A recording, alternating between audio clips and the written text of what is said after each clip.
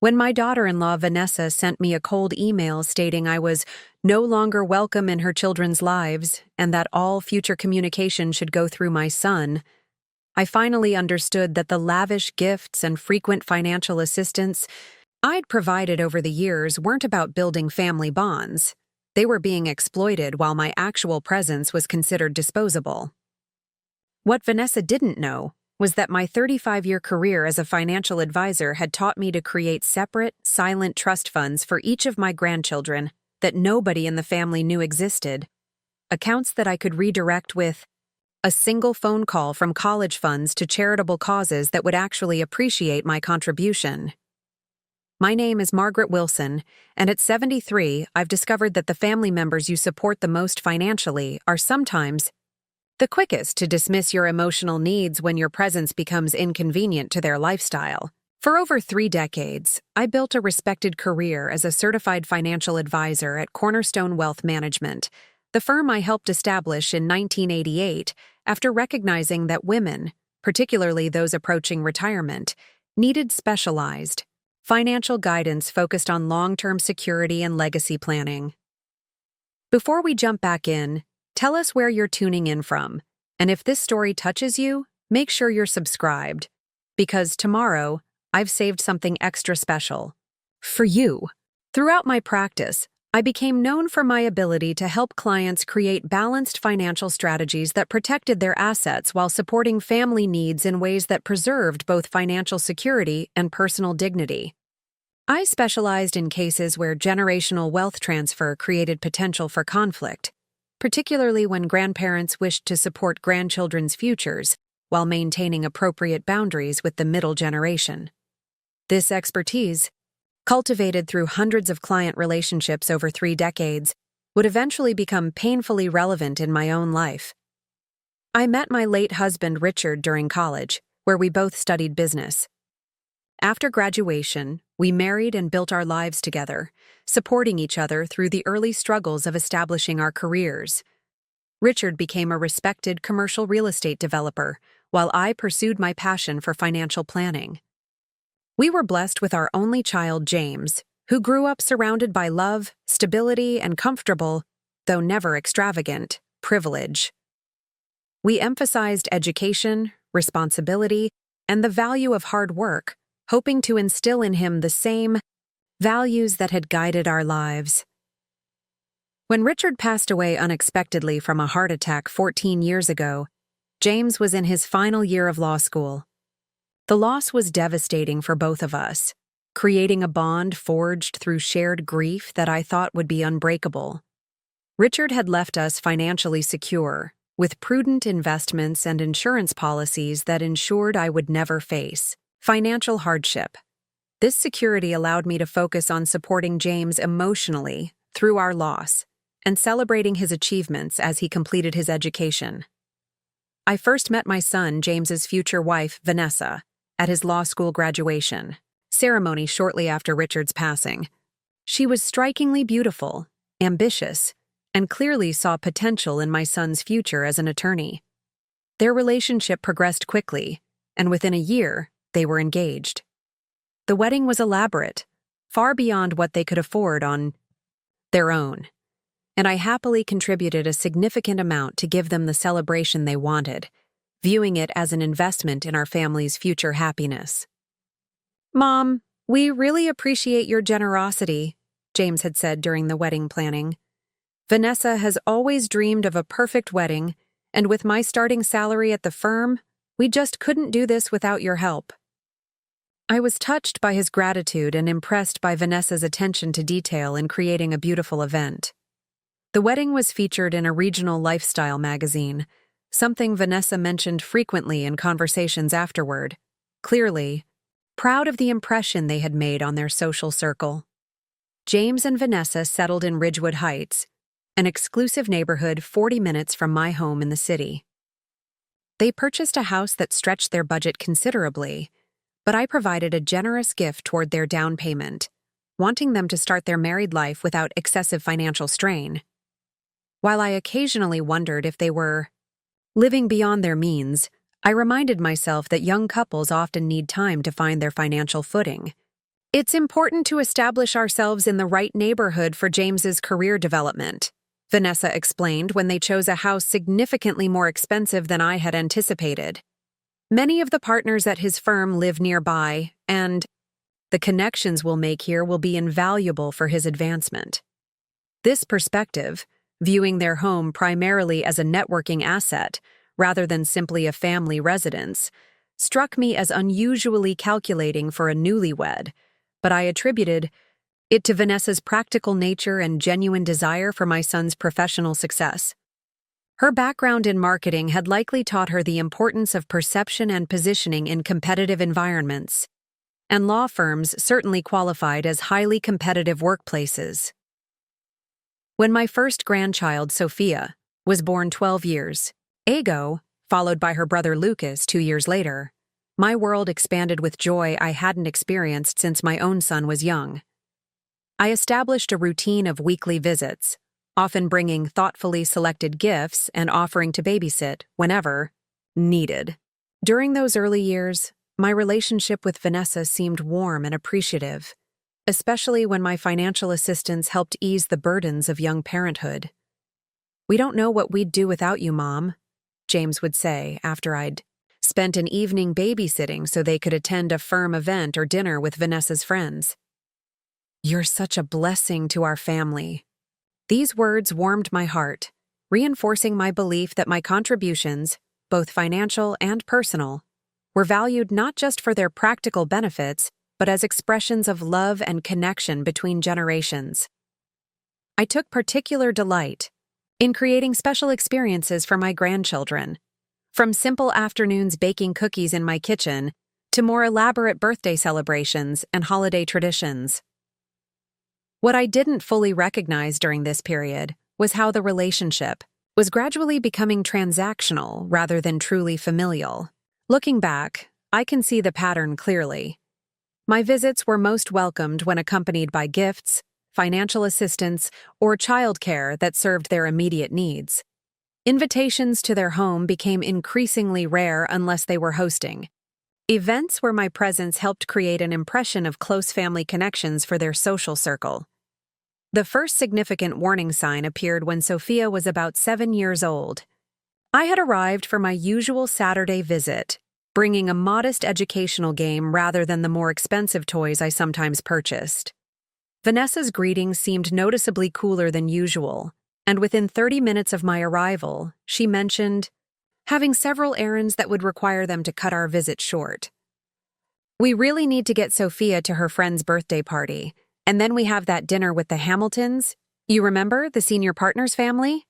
It's just not a good day for a long visit," she explained, her tone suggesting mild impatience, rather than genuine regret. As I prepared to leave much earlier than planned, I overheard Sophia whisper to Lucas, "Grandma didn't bring the big presents today." The comment stopped me in my tracks, suggesting that my grandchildren had been conditioned to evaluate my visits based on the gifts I brought rather than the time we spent together. More troubling was Vanessa's response, a barely perceptible nod that seemed to validate this materialistic assessment rather than correcting it with more appropriate values. This incident marked a turning point in my perception of our family dynamic, creating a new awareness that colored subsequent interactions. I began noticing patterns that had likely been present for some time. Conversations that focused predominantly on financial matters, surprising knowledge about my investment portfolio that I hadn't directly shared, and subtle suggestions about additional ways I might help with the grandchildren's future. "Mom, have you considered updating your estate planning lately?" James asked during one Sunday dinner at their home. Vanessa and I were talking with our financial advisor, and he mentioned some interesting trust structures that might be more tax efficient for intergenerational transfers. The question seemed innocent enough on the surface. Prudent financial planning is important at any age. But something in his tone suggested the inquiry was less about my financial well-being and more about assessing and potentially influencing the eventual distribution of my assets. This impression was reinforced when Vanessa quickly added, The children's private school tuition is increasing next year, and college expenses will be substantial. Forward-thinking estate planning could help ensure their educational future is secure. These comments revealed an assumption about my financial responsibilities toward my grandchildren that struck me as presumptuous. While I had always intended to contribute to their education, the expectation that this would be structured through my estate planning, rather than through my living choices, reflected a concerning perspective on both my longevity and my agency in financial decision-making. Drawing on my professional experience, I recognized these conversation patterns as similar to those I had observed in client families where adult children began positioning themselves to influence or control aging parents' financial decisions. As a financial advisor, I had often counseled older clients on establishing appropriate boundaries while still supporting family needs in ways that preserved their dignity and autonomy. Now finding myself on the receiving end of such subtle pressure, I made a strategic decision that would later prove crucial. I would create separate financial provisions for my grandchildren that remained entirely under my control, independent of any arrangements James and Vanessa might be anticipating.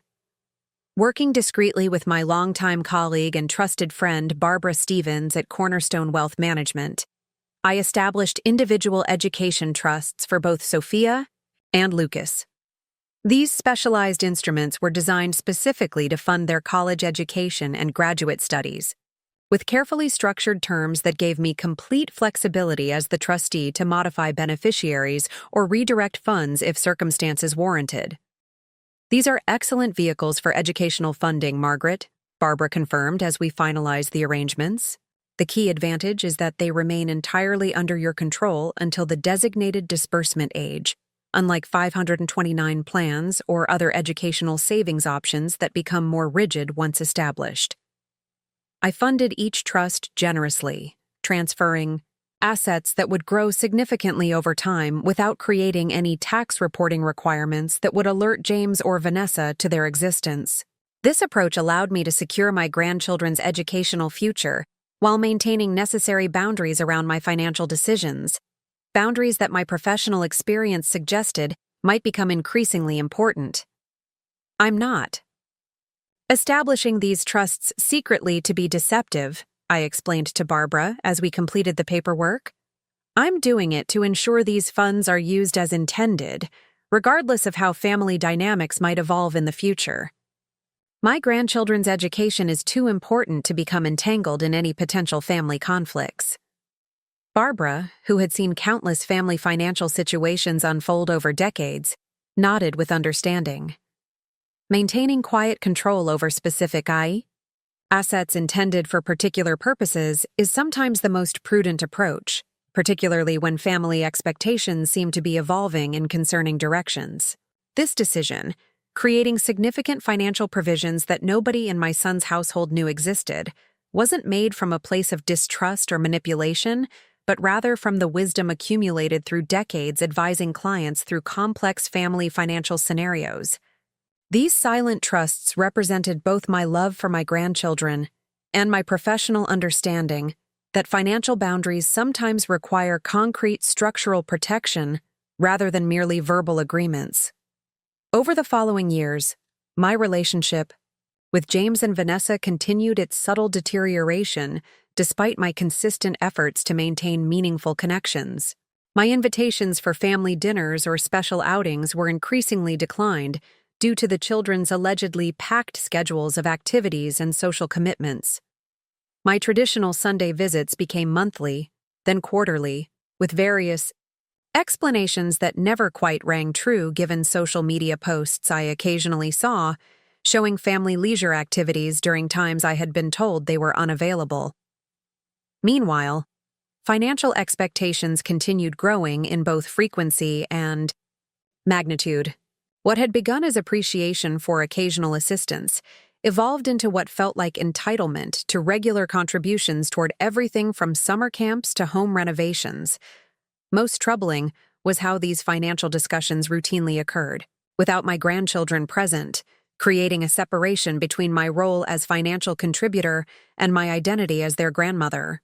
The children's spring break trip to Europe is an incredible educational opportunity, Vanessa explained during one of my increasingly rare visits, seamlessly transitioning from brief updates about the children's activities to what was clearly the primary purpose of including me in their afternoon. The private tour focuses on historical sites and includes language immersion components. It's expensive, but these formative experiences are invaluable for their development and college applications. The suggestion that I might contribute toward this $15,000 excursion wasn't explicitly stated but hung unmistakably in the air. What remained unaddressed was why I had not been invited to their home for Christmas the previous month, despite living less than an hour away. An exclusion explained with vague references to keeping things simple and focusing on immediate family traditions. The pattern had become painfully clear. My financial support was welcome and indeed expected, while my personal presence was increasingly treated as an obligation to be minimized rather than a relationship to be nurtured. When financial discussions did occur during my visits, I noticed the children were usually sent to another room or otherwise occupied, as though to maintain separation between their relationship with me and the financial benefits I provided their family. During this period, I found comfort in knowing that regardless of these troubling dynamics, I had independently secured my grandchildren's educational future through the silent trusts. This knowledge gave me freedom to be more discerning about additional financial requests, occasionally declining when they seemed excessive or manipulative. Each refusal was met with subtle but unmistakable cooling in Vanessa's demeanor, reinforcing my growing conviction that the relationship had indeed become primarily transactional from their perspective. The situation reached its breaking point. 3 months ago, after a particularly difficult exchange regarding summer plans, I had called to invite Sophia and Lucas to spend 2 weeks with me at a lakeside cottage I had rented specifically with them in mind, a place with swimming, boating, and all the outdoor activities they had once enjoyed during our time together. "That's really not going to work for us, Margaret," Vanessa responded, using my first name as she increasingly did despite my never having invited such informality. "The children have intensive summer programs that are critical for their development and college preparation. Sophia has her leadership camp, and Lucas has coding academy. These programs are quite expensive, actually, which reminds me—" "I understand they're busy," I interjected, interrupting what was clearly transitioning into another financial request. "Perhaps I could visit for a weekend instead. I've hardly seen them this entire spring." The momentary silence that followed spoke volumes before Vanessa replied, "Weekends are actually their time to decompress from their rigorous schedules. Having additional social obligations during that limited downtime isn't really fair to them. Maybe we can find some time in the fall." This transparent avoidance strategy, pushing potential visits to some undefined future moment that would likely never materialize, felt like the final dismissal of my role as anything beyond financial resource. I felt a profound sadness mixed with growing indignation that my relationship with my grandchildren was being so deliberately constrained by someone who simultaneously expected significant financial support. "I see," I responded, keeping my tone measured despite my rising emotions. "While you're considering fall scheduling, you might also want to reconsider your approach to summer programming. I won't be contributing to those expensive camps this year. My financial planning has other priorities at the moment." The change in Vanessa's tone was immediate and telling. "I'm sorry to hear that. James will be very disappointed. We've already put deposits down based on our usual arrangements. Perhaps you and I should have lunch next week to discuss this further? The children would love to see you afterward, I'm sure." The transparent attempt to reestablish financial flow through a suddenly available visit with my grandchildren confirmed every concern I had developed about the transactional nature of our relationship. After ending the call with non-committal pleasantries, I spent several days in careful reflection about how to address this situation in a way that honored both my love for my grandchildren and my self-respect. I decided to email James directly, expressing my concerns about the limited time I'd been allowed with Sophia and Lucas, and my discomfort with what felt like a relationship increasingly centered around financial expectations rather than family connection. The response I received wasn't from my son, but from Vanessa, a fact that itself spoke volumes about the family dynamic. The email that arrived in my inbox the following morning would forever change our family relationship and ultimately lead to the most difficult decision I've made as a grandmother. Margaret. I feel it's time for some difficult but necessary honesty about our family situation. Your recent reluctance to support the children's development opportunities while simultaneously demanding time that disrupts their carefully structured schedules has created tension that isn't healthy for anyone. After discussing this matter thoroughly with James, we've decided it would be best for everyone if you step back from direct involvement in the children's lives for the foreseeable future. Your critical attitude toward our parenting choices and lifestyle decisions creates an atmosphere of judgment that the children can sense, even when you think you're hiding it. All future communication regarding the children should go through James, and will facilitate appropriate holiday and birthday connections when it fits within our family schedule. We hope in time you'll come to understand this decision is made with everyone's best interests in mind, including yours, as these interactions have clearly become stressful for you as well. Regarding financial matters, James will be in touch separately about previously discussed educational contributions, as those arrangements shouldn't be conflated with personal visitation decisions. Respectfully, Vanessa. As I stared at this message on my computer screen, the calculated cruelty of its timing and content momentarily took my breath away. The explicit separation between my role as grandmother and my expected financial contributions could not have been stated more clearly. I was welcome to provide money but not love, financial support but not personal presence.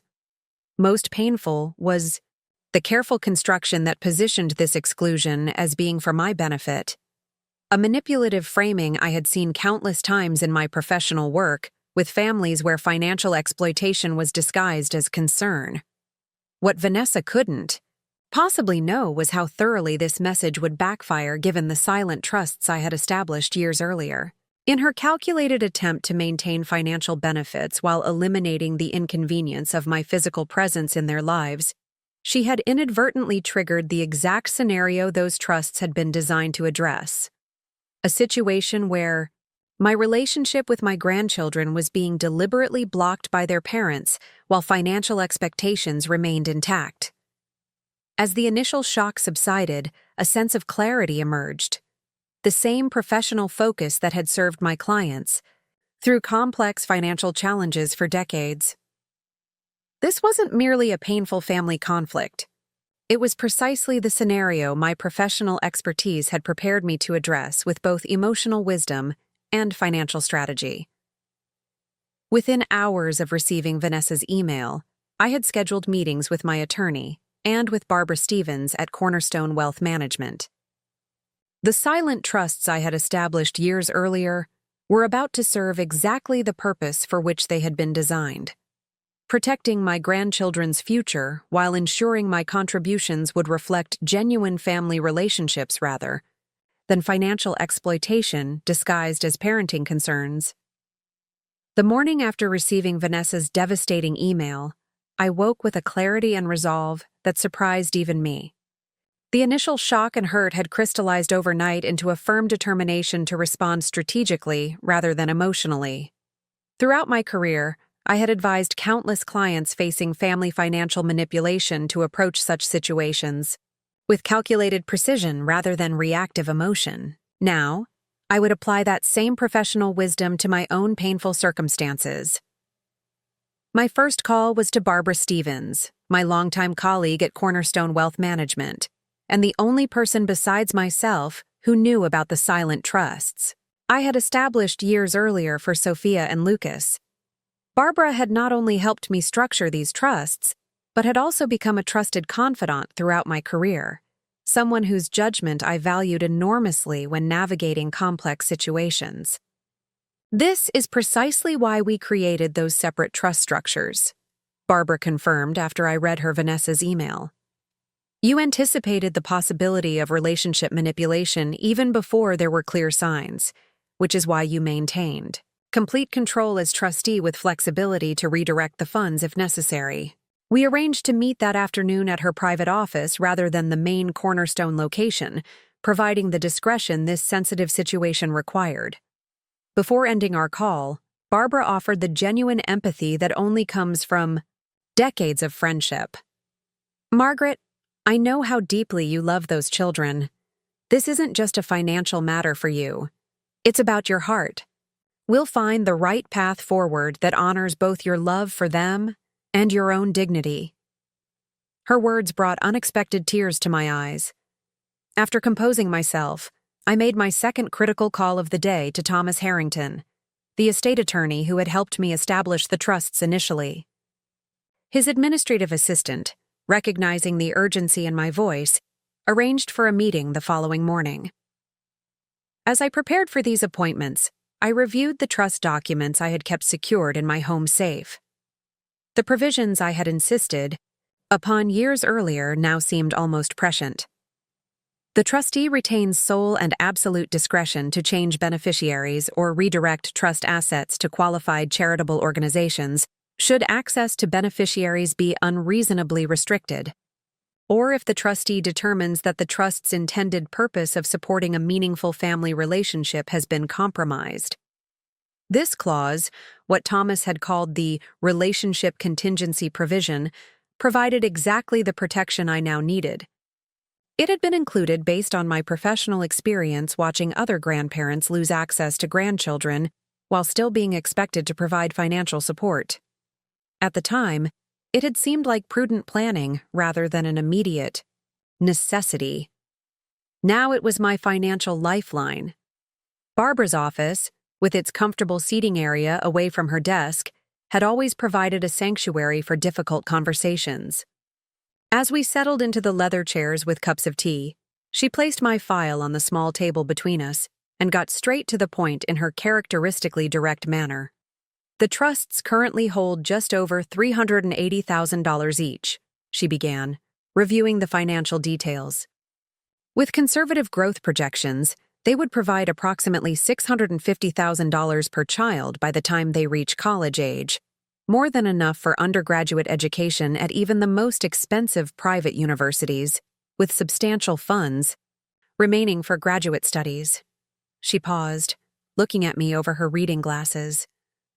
The relationship contingency provision gives you complete legal authority to redirect these funds. The question isn't whether you can, but whether and how you should exercise that authority. This distinction, separating legal capability from ethical choice, reflected Barbara's holistic approach to financial advising that had made her such a valuable colleague throughout our careers. She never viewed financial decisions in isolation from their human context. I've been thinking about this constantly since yesterday, I admitted. My first instinct was to completely dissolve the trusts out of hurt and anger. But that reaction doesn't honor my love for my grandchildren or my own values. They shouldn't be punished for their parents' behavior. Barbara nodded. That's exactly why I wanted to meet in person rather than just handling this by phone. This isn't merely a financial transaction. It's a profound family decision with long-term implications. What outcome are you hoping to achieve beyond the immediate financial changes? Her question cut to the heart of the matter, forcing me to articulate goals beyond the understandable desire to withhold financial support in response to emotional rejection. Throughout my career, I had encouraged clients to identify core objectives when facing difficult financial decisions involving family members, recognizing that clarity of purpose often led to more sustainable outcomes than reactive measures.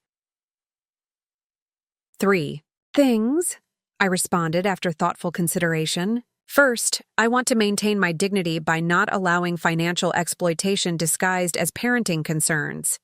Second, I want to protect funds actually intended for my grandchildren's education from being diverted to maintain their parents' excessive lifestyle. And third, I want to create the possibility for restored relationships in the future if circumstances change. Barbara made notes as I spoke, then looked up with approval. Those are balanced, forward-looking objectives that reflect both self-respect and continued love for your grandchildren. They give us clear parameters for structuring an appropriate response. Over the next 2 hours, we developed a careful strategy that would achieve these goals without being punitive or burning bridges that might later be rebuilt. The plan included several key components that balanced immediate boundary setting with long-term flexibility. First, we would redirect approximately half of each trust fund to newly established charitable foundation in my name that would provide educational scholarships for disadvantaged children, creating meaningful purpose from painful circumstances while significantly reducing the funds available for Sophia and Lucas. Second, the remaining trust assets would be restructured with specific educational disbursement provisions that could only be accessed directly by the children once they reached college age, bypassing any parental control or influence. Third, we would include provisions allowing for potential restoration of the original funding levels if genuine family reconciliation occurred before the children reached college age. This approach maintains your dignity by redirecting substantial funds to worthy causes, protects the remaining educational resources from potential misuse by placing them beyond parental control, and leaves open the possibility of restoration. If relationships improve, Barbara summarized, it's measured rather than reactive, which reflects the thoughtful approach you've always brought to both professional and personal matters. The strategy felt right, balancing necessary boundaries with continued care for my grandchildren's future while creating meaningful purpose through the charitable foundation. It wasn't about punishment, but about appropriate realignment of financial support with the reality of our current relationship. My meeting with Thomas Harrington the following morning focused on implementing these decisions with proper legal protections. His elegant office, with its wall of law books and framed credentials, provided the formal environment this significant financial restructuring deserved. The relationship contingency provision gives you complete authority to make these changes, Thomas confirmed, after reviewing the trust documents and my detailed notes from the meeting with Barbara. The language was intentionally crafted to provide maximum flexibility in response to exactly this type of situation. He spent considerable time explaining the legal mechanisms for establishing the charitable foundation and restructuring the remaining trust assets with the specific disbursement provisions we had discussed. His attention to detail ensured that my intentions would be properly protected through precise legal language rather than general provisions that might later be challenged or misinterpreted. One element I'd recommend adding is a detailed letter of intent explaining your decisions, Thomas suggested as we finalized the documents. While not legally required, such documentation provides important context should questions ever arise about your reasoning or objectives. It creates a clear record of thoughtful consideration rather than emotional reaction. This recommendation, documenting psychological intent alongside legal provisions, reflected Thomas's understanding that family financial decisions exist at the intersection of legal structures and human relationships. Throughout my career, I had similarly advised clients to create such contextual documentation, particularly when making significant changes to established financial arrangements. Over the next 3 days, I drafted this letter of intent carefully, explaining my decision-making process, the values underlying my choices, and my continued love for Sophia and Lucas despite the painful circumstances necessitating these changes. The document acknowledged the reality of being denied a relationship with my grandchildren while being expected to maintain financial support, a situation that required appropriate boundaries rather than continued exploitation. This restructuring of financial resources is not made from anger or vindictiveness, I wrote in the final paragraph, but from the same love and respect that guided the trust's initial establishment. By redirecting substantial funds to educational opportunities for disadvantaged children, these resources will still serve their intended purpose of supporting young people's futures, while the remaining funds ensure Sophia and Lucas will have direct access to educational support when they reach college age, regardless of family circumstances at that time.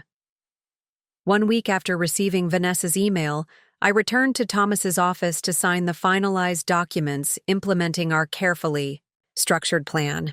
The magnitude of redirecting nearly $400,000 to the newly established Margaret Wilson Educational Opportunity Foundation wasn't lost on me, nor was the significance of restructuring the remaining trust assets beyond James and Vanessa's knowledge or control.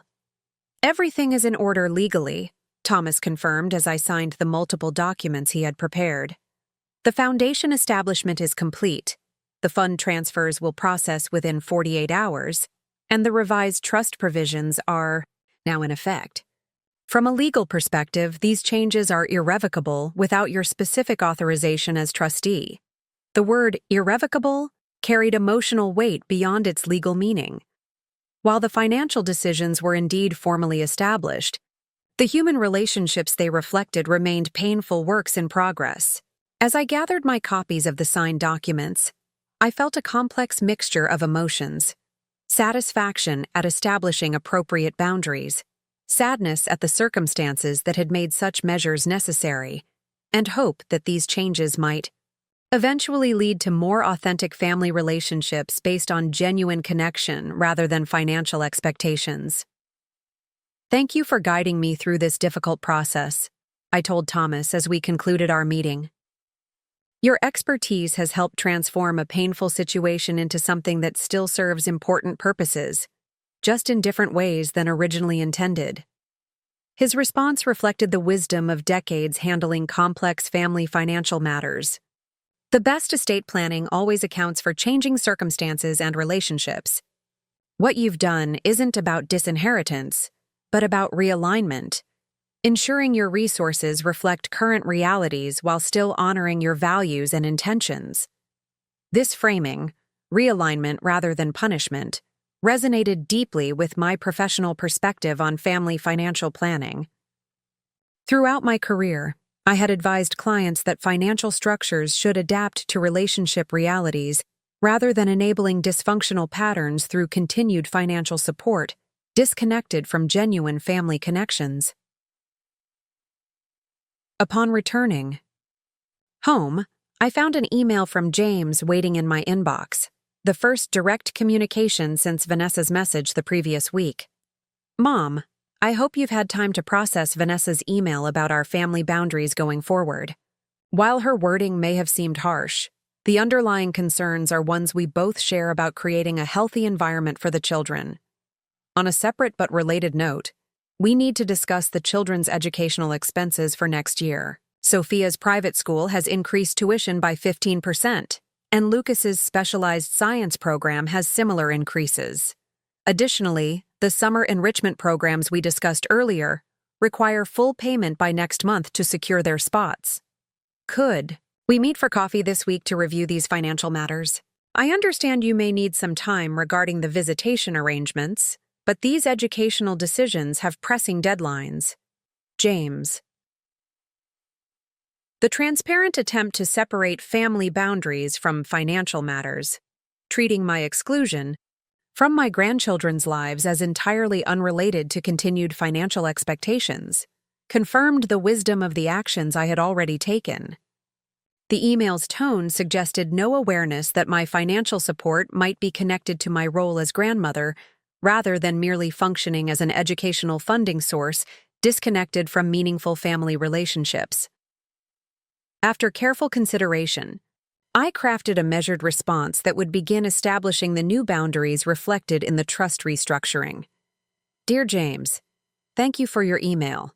I've indeed had time to process the family situation, including the decision to restrict my relationship with Sophia and Lucas while maintaining expectations for financial support. After thoughtful consideration, I've made some significant changes to my financial planning that reflect this new family dynamic. While I remain committed to supporting educational opportunities for young people, the structure and direction of that support has been substantially modified. I've established a charitable foundation focused on educational access for disadvantaged students which will now receive a significant portion of the funds I had previously directed toward family educational expenses. This foundation will create meaningful opportunities for young people who might otherwise lack educational resources, something I believe would make your father proud. Regarding Sophia and Lucas specifically, I've ensured they will have access to educational support when they reach college age, though not at the levels previously anticipated. These funds will be available directly to them rather than through intermediary arrangements. I'm available to discuss these changes if you wish, though they have been legally finalized and reflect my considered response to the current family circumstances. With love, Mom. Sending this email, with its clear establishment of new financial boundaries without antagonistic language or emotional accusations, felt like an important step toward reclaiming my dignity in a situation that had gradually eroded it through increasingly transactional expectations. The response was factual rather than accusatory, focused on my decisions rather than their behavior, yet unmistakably connected the financial changes to the relationship restrictions they had imposed. James's response came within hours, his surprise and concern evident in every word. Mom, I'm confused and concerned by your email. Whatever communication issues we're working through shouldn't impact the children's educational planning that we've discussed for years. These arrangements have been central to our family financial planning, and changes at this point would create significant hardship. Perhaps we've had a misunderstanding about the current situation. Vanessa was simply suggesting a temporary adjustment to visit scheduling, not a complete relationship change. The children absolutely value their relationship with you, as do we. Could we please meet in person as soon as possible to clarify these matters? Financial decisions made during emotional misunderstandings often lead to regrettable outcomes for everyone involved. James. This swift pivot from boundary enforcement to relationship repair, driven transparently by financial concerns rather than genuine connection, reinforced my confidence in the decisions I had already implemented. The sudden reframing of Vanessa's explicit relationship termination as merely a temporary adjustment to visit scheduling revealed how thoroughly financial considerations were driving their approach to family relationships. After consulting briefly with Barbara by phone, I responded with calm clarity that maintained my dignity while acknowledging the reality of our situation. Dear James, I appreciate your concern, but there has been no misunderstanding. Vanessa's email was explicitly clear about restricting my role in the children's lives while expecting continued financial support. The statement that all future communication regarding the children should go through James, and that connections would be facilitated only when it fits within our family schedule, left no room for interpretation. The financial changes I've implemented reflect this new reality rather than creating it. My resources will still support educational opportunity, both through the Foundation for Disadvantaged Students and through the restructured provisions for Sophia and Lucas's future college expenses. However, I will no longer be providing the interim educational funding you've come to expect. These decisions weren't made emotionally, but with careful professional consultation and legal guidance. They represent appropriate realignment of financial support with current relationship realities, rather than punishment or retaliation. If you wish to discuss rebuilding our family relationship, I remain open to that conversation. However, the financial restructuring has been legally finalized and reflects my considered response to the boundaries that were communicated to me. Mom. This response, maintaining appropriate boundaries while leaving the door open for genuine relationship repair, reflected the balanced approach I had cultivated throughout my professional career when advising clients facing similar family financial conflicts.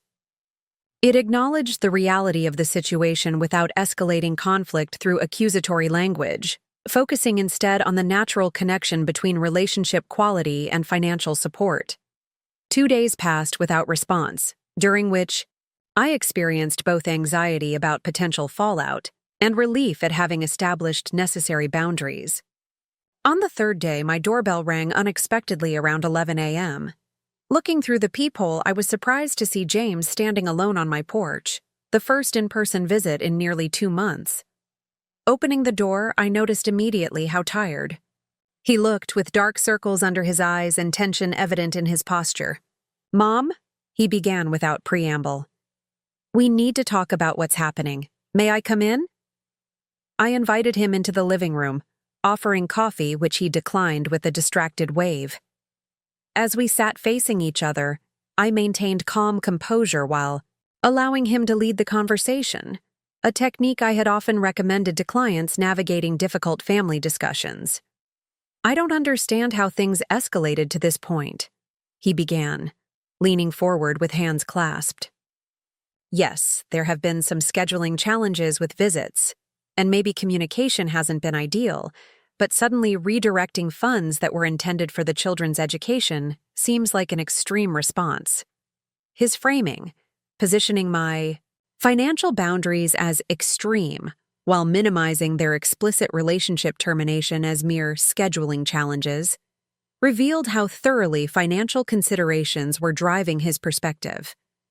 Throughout my career, I had observed this pattern in family systems where financial support had gradually replaced authentic connection as the primary relationship currency. "James," I responded calmly, "Vanessa's email didn't describe scheduling challenges. It explicitly stated I should step back from direct involvement in the children's lives for the foreseeable future, while expecting continued financial contributions. That's not a communication issue. It's a fundamental relationship termination with continued financial expectations." He shifted uncomfortably, avoiding direct eye contact. "Vanessa can be very direct sometimes, especially when she's concerned about the children. She felt you were being critical of our parenting choices and lifestyle decisions.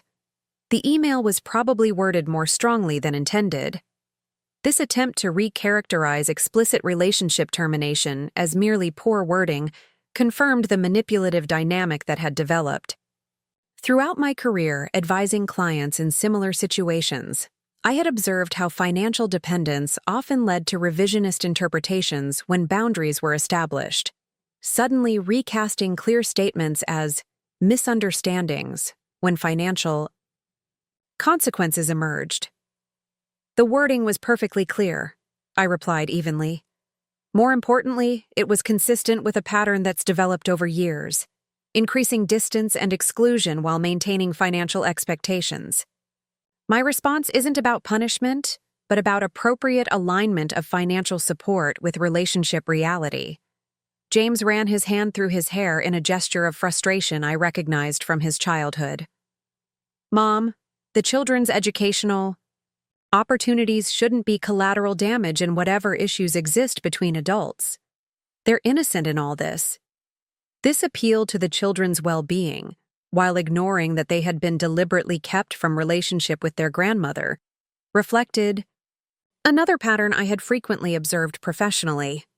Financial providers were often expected to separate their contributions from their treatment, accepting emotional rejection while maintaining financial support under the guise of protecting innocent children. "I agree completely that the children shouldn't suffer," I responded with genuine conviction. "That's why I've ensured they'll have direct access to educational funds when they reach college age, regardless of our family situation. What I've eliminated is the funding that was increasingly supporting lifestyle choices rather than actual educational necessities."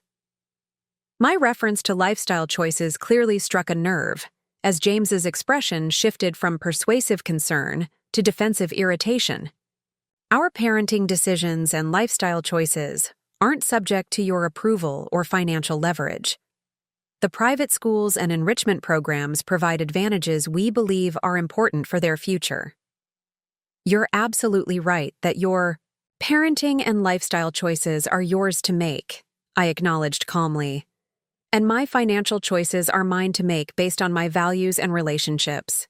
That's precisely why I've restructured my support to reflect the current family reality rather than continuing patterns that no longer serve anyone's authentic well-being." This response, acknowledging their autonomy while asserting my own, reflected the balanced boundary setting I had recommended to clients throughout my career. Financial relationships in families remained healthy only when mutual respect existed alongside financial support, rather than the latter replacing the former. Our conversation continued for nearly an hour, cycling through variations of the same fundamental disconnect. James's expectation that financial support should continue regardless of relationship quality versus my position that meaningful support naturally flowed from genuine connection rather than obligation. Eventually, recognizing we were reaching an impasse, I steered the conversation toward potential steps forward. James, the foundation has been established and the trusts restructured. Those decisions were made with careful consideration and legal finality, I explained gently but firmly. What remains flexible is our family relationship moving forward. I remain open to rebuilding genuine connection with both you and my grandchildren if that's something you also value beyond financial considerations. He was quiet for several moments, seemingly processing the reality that the financial changes weren't negotiable despite his visit. What would that even look like now? He finally asked, a note of genuine uncertainty in his voice. It would begin with regular, meaningful time with Sophia and Lucas without financial discussions intertwined, I suggested. Perhaps monthly dinners. Here at my home or outings where we can reconnect as family members rather than financial arrangements.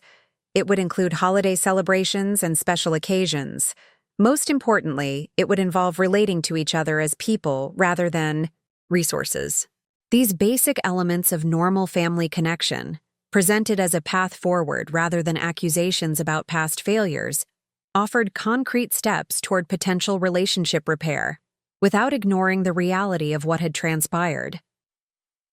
Throughout my career, I had observed that sustainable family reconciliation required clear, specific changes in behavior patterns rather than vague promises or emotional declarations. James nodded slowly, his expression thoughtful rather than defensive for the first time in our conversation. I need to discuss this with Vanessa. The financial changes will impact our planning significantly. But I hear what you're saying about separating relationship from finances moving forward.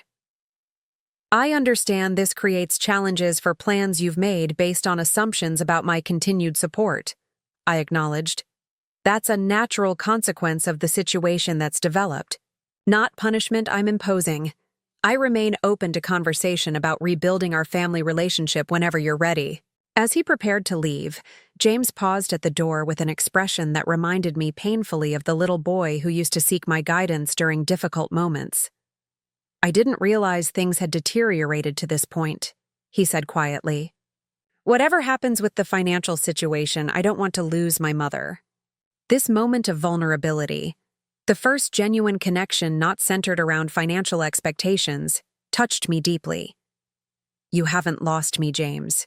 You've never been at risk of losing me.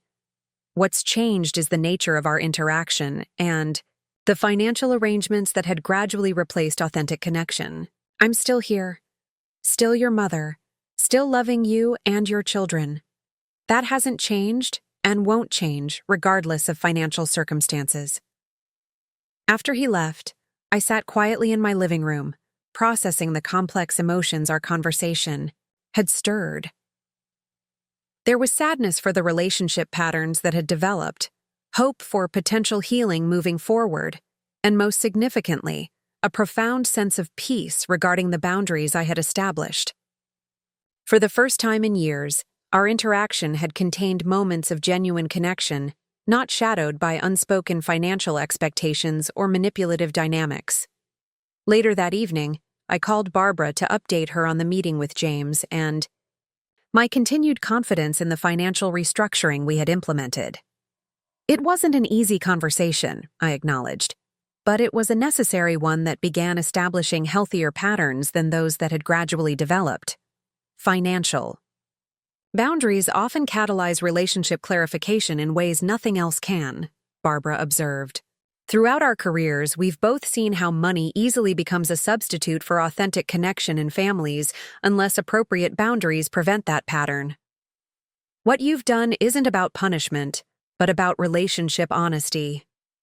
This perspective, viewing financial boundaries as relationship clarification rather than punitive measures, perfectly captured the essence of my actions and intentions. The restructuring of financial resources wasn't about retaliation, but about realignment, creating congruence between financial flows and relationship realities, rather than enabling continued disconnection between the two. As the foundation establishment was finalized over the following week, I found unexpected healing in selecting the first recipients of educational scholarships, bright, motivated students from disadvantaged backgrounds who would now have opportunities they might otherwise have missed. What had begun as painful family conflict was transforming into meaningful purpose that honored my values while establishing necessary boundaries. The path forward with James, Vanessa, and my grandchildren remained uncertain, with genuine relationship repair requiring sustained effort beyond a single conversation. Yet I faced this uncertainty with newfound clarity and peace, knowing I had responded to a painful situation with dignity, wisdom, and the professional expertise developed throughout my career rather than reactive emotion or passive acceptance of exploitative patterns. Most importantly, I had maintained both appropriate boundaries and continued love for my family. The balanced approach I had always advocated professionally now applied to my most challenging personal circumstance. Whatever developed in our family relationship moving forward would be based on authentic connection rather than financial dependence, creating possibility for more genuine interaction than had existed within the increasingly transactional dynamic that had gradually developed over years. The silent trusts established years earlier had served exactly their intended purpose, not as weapons of financial retaliation, but as protection mechanisms ensuring my resources would reflect my values and relationships, rather than enabling patterns that undermined both. In redirecting these funds toward both charitable purposes and restructured educational support directly available to my grandchildren, I had honored both my dignity and my continued love for Sophia and Lucas, despite the painful circumstances their parents had created.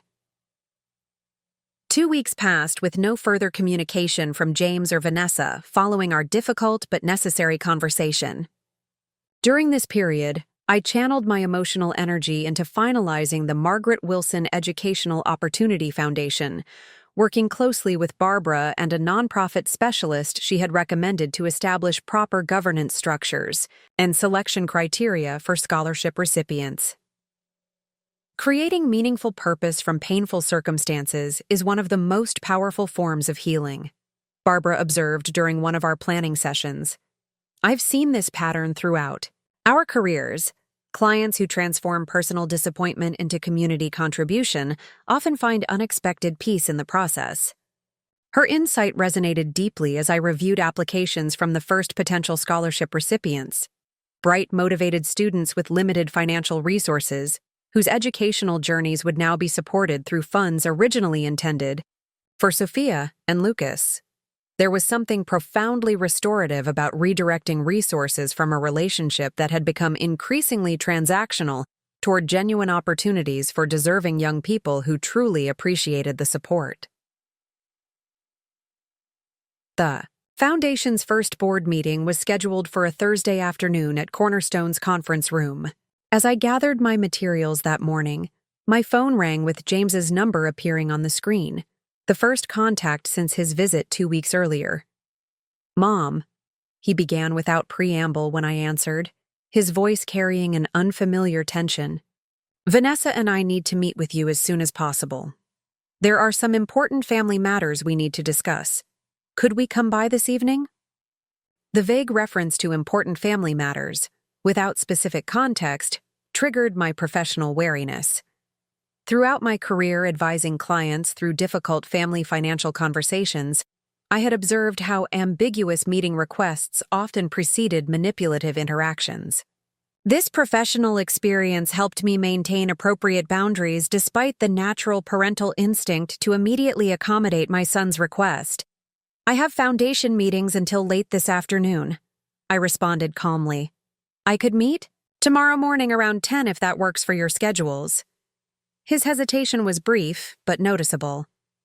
Tomorrow morning works. We'll see you then. The call ended without the usual pleasantries or personal inquiries, suggesting this was indeed a strategically planned discussion rather than spontaneous reconnection. Drawing on decades of professional experience navigating complex family financial situations, I spent the evening preparing for what would likely be a challenging conversation, reviewing key documents related to the trust restructuring, consulting briefly with Thomas about any legal considerations I should be aware of, and most importantly, centering myself emotionally to engage from a place of calm clarity rather than reactive emotion. Remember that you're responding to a situation they created, not one you initiated, Thomas reminded me during our phone consultation. The financial realignment follows their relationship boundaries rather than creating new conditions. That chronology matters both legally and emotionally. This perspective, viewing my actions as responsive rather than initiating, provided important framing for the upcoming conversation. Throughout my career, I had advised clients facing similar family financial manipulations to maintain this distinction clearly, recognizing appropriate boundary setting as legitimate response rather than punitive action requiring justification or defense. When my doorbell rang precisely at 10 to 4 the following morning, I was prepared both practically and emotionally for whatever approach James and Vanessa might take. Opening the door, I immediately noticed the contrast in their demeanors. James appeared uncomfortable and somewhat defeated, while Vanessa carried herself with the confident determination I had observed during previous financial discussions. Thanks. You for meeting with us, Margaret, Vanessa began as soon as they were seated in my living room, her use of my first name reflecting the distance she had deliberately established in our relationship. We're here because some concerning information has come to our attention regarding the children's educational funding that requires immediate clarification. Her professional tone, treating this as a business meeting rather than family conversation, confirmed my suspicion that they had developed a strategic approach to this discussion. Throughout my career, I had observed this pattern when clients faced family members attempting to regain financial benefits through carefully constructed pressure rather than authentic relationship repair. What specific clarification are you seeking?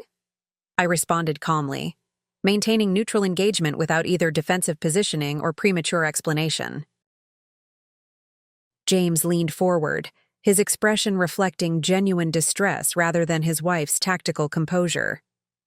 Mom, we've been meeting with our financial advisor about educational planning, and he suggested we confirm the status of any trust arrangements you might have established for the children. When we contacted Cornerstone, we were told you had made significant changes to your financial structures, including establishing some foundation that's redirecting family resources. This approach, positioning themselves as innocently seeking clarification about resources they had no legal claim to yet clearly felt entitled to, reflected the entitled perspective that had gradually developed regarding my financial support.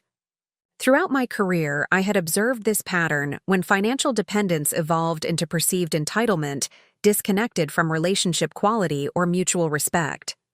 That's correct, I confirmed simply, neither apologetic nor confrontational. I've established the Margaret Wilson Educational Opportunity Foundation, which now receives a significant portion of the discretionary funds I previously directed toward family educational expenses. The foundation provides scholarships for deserving students who lack financial resources for quality education. Vanessa's carefully maintained composure showed its first crack as she processed this direct confirmation. But what about Sophia and Lucas's educational trusts?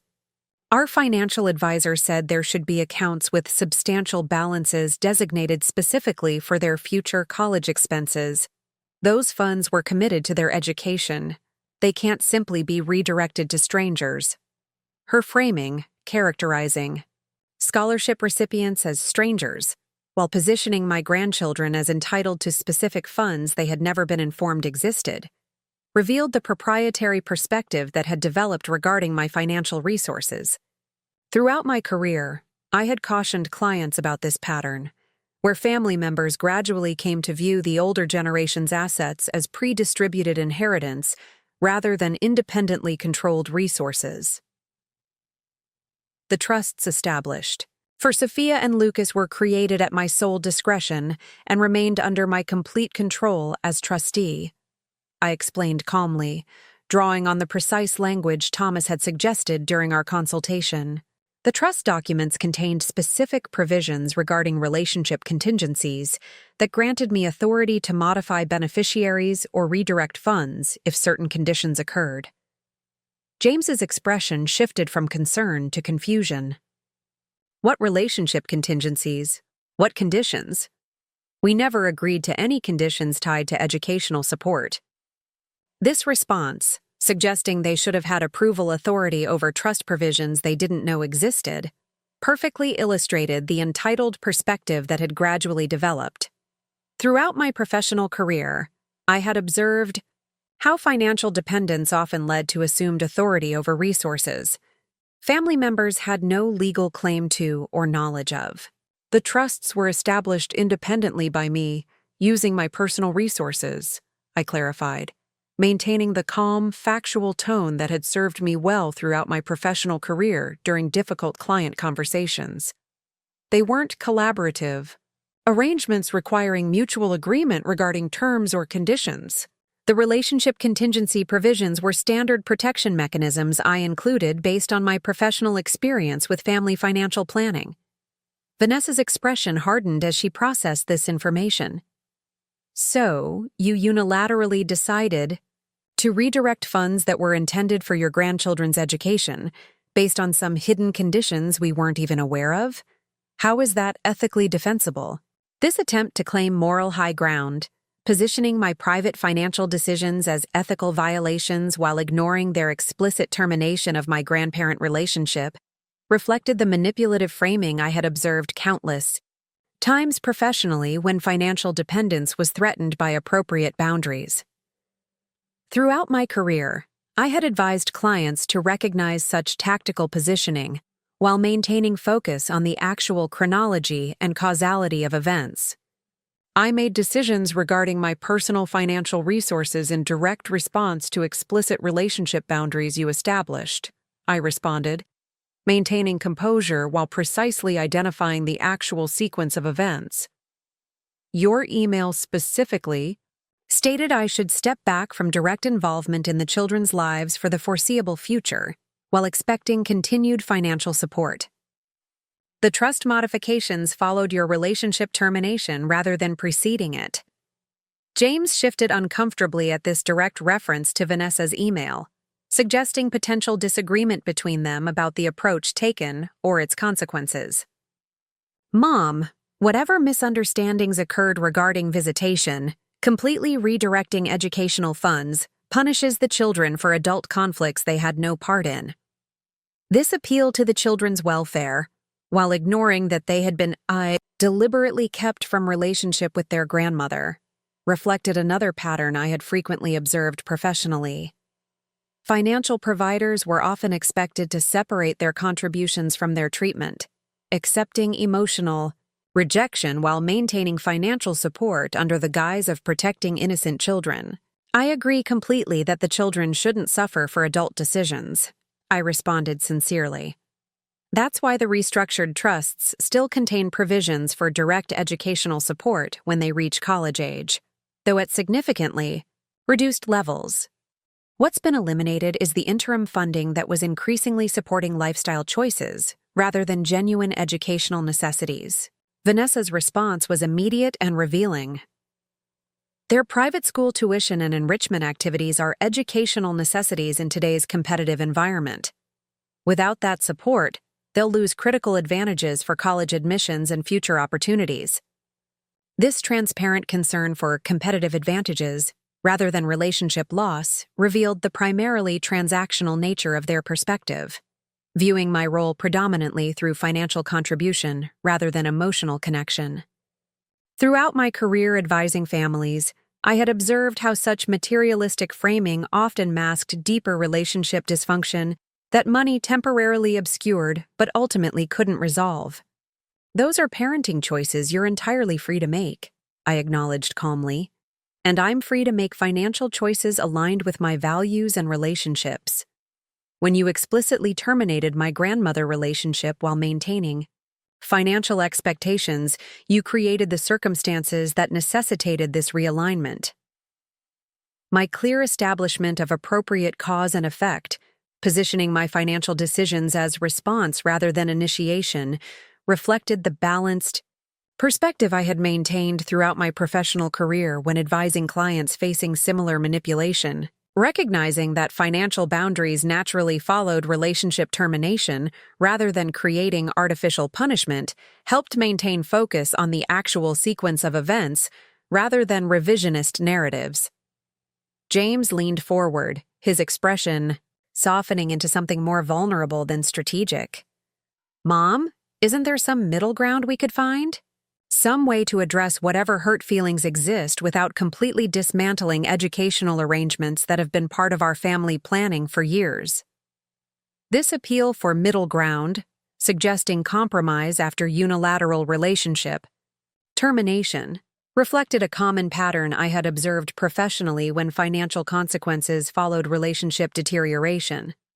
Family members who had established harsh boundaries often sought negotiated financial terms without addressing the underlying relationship dynamics that had necessitated boundary setting in the first place. The middle ground would involve genuine relationship restoration, not simply financial adjustments, I responded honestly. If meaningful time with my grandchildren and respectful family connection became priorities again, we could certainly discuss modified financial arrangements that reflected that renewed relationship. But financial support without authentic connection isn't a middle ground. It's exploitation disguised as family obligation.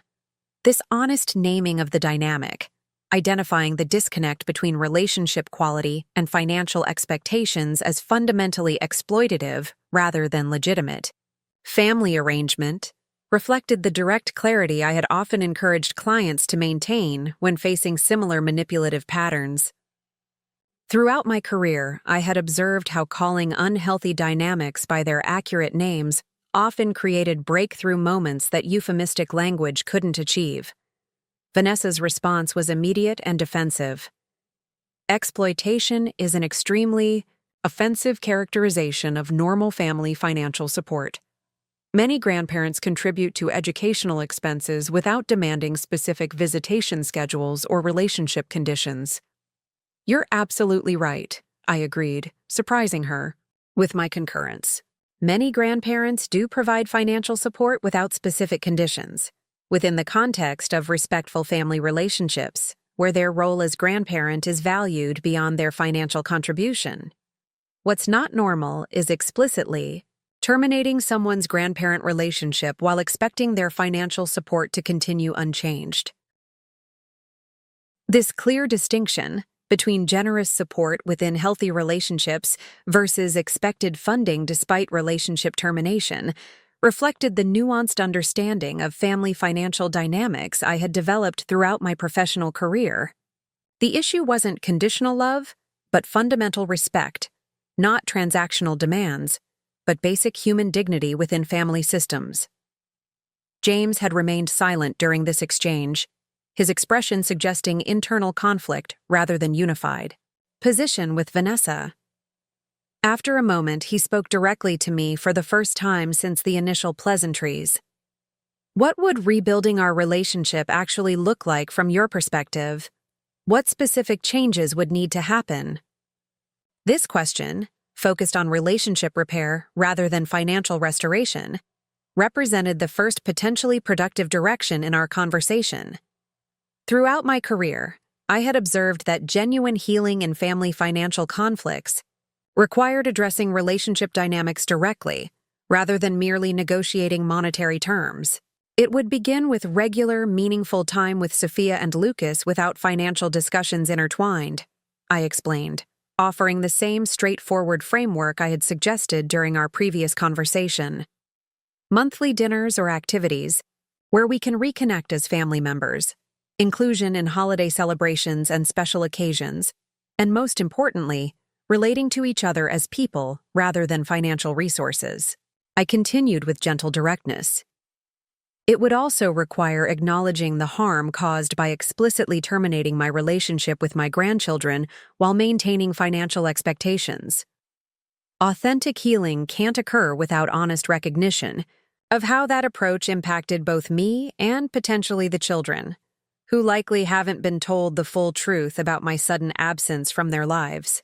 This requirement for accountability, naming harm caused rather than simply moving forward without acknowledgement, reflected the wisdom I had accumulated through decades advising families through reconciliation processes.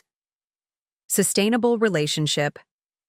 Repair required honest reckoning with actions taken rather than convenient amnesia that preserved dignity for those who had caused harm at the expense of those who had experienced it. Vanessa's posture stiffened at this requirement. Her expression, closing against vulnerability or admission. This seems less about relationship and more about extracting apologies and admissions through financial leverage. That's hardly the foundation for healthy family connection.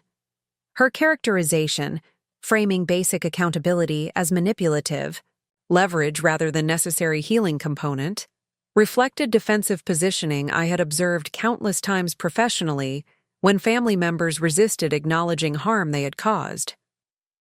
Throughout my career, I had noted how this resistance to accountability often proved the most significant barrier to authentic reconciliation, despite superficial willingness to move forward without addressing past actions. Acknowledging reality isn't about leverage or punishment, I clarified gently but firmly. It's about establishing honest foundation for moving forward rather than building renewed relationship on convenient fictions that ignore what actually transpired. Healthy connections require truth, not strategic amnesia that serves only those who caused harm. James had been watching this exchange with growing discomfort, his gaze shifting between his wife and me as though witnessing a fundamental disconnect he hadn't previously recognized. After a moment of tense silence, he spoke with unexpected directness that appeared to surprise even Vanessa. "Mom is right, Vanessa. Your email did explicitly terminate her relationship with the kids while expecting financial support to continue. We can't pretend that didn't happen or that it was merely a communication misunderstanding. If we want to rebuild the relationship, and I do, we need to acknowledge the approach we took was fundamentally wrong." This moment of clarity and accountability, coming from my son rather than motivated by financial pressure, touched me deeply. Throughout my professional career, I had observed how genuine healing moments often emerged unexpectedly when truth temporarily outweighed strategic positioning in family conflicts centered around financial dependence. Vanessa's reaction revealed the extent of her surprise at this deviation from their apparently planned approach.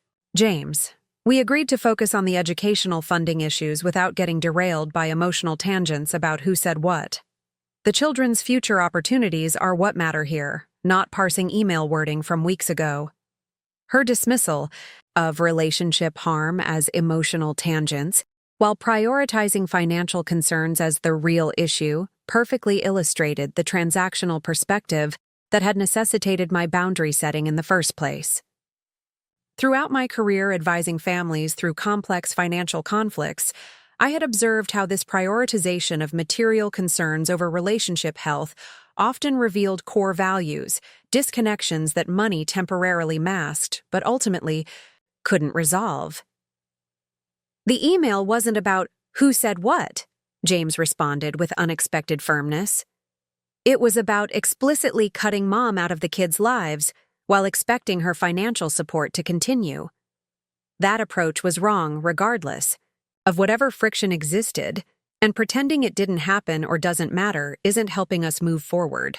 This moment of honest accountability, recognizing harm caused without justification or minimization, represented essential foundation for potential healing that financial negotiations alone couldn't achieve.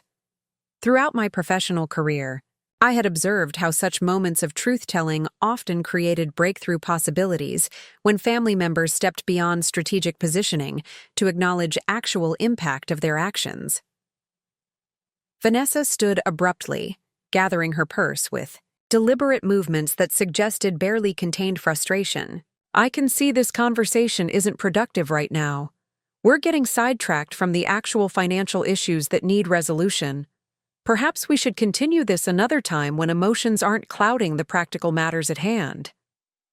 Her characterization, positioning authentic relationship discussion as emotional distraction from practical matters, reflected the fundamentally transactional perspective that had gradually developed within our family dynamic.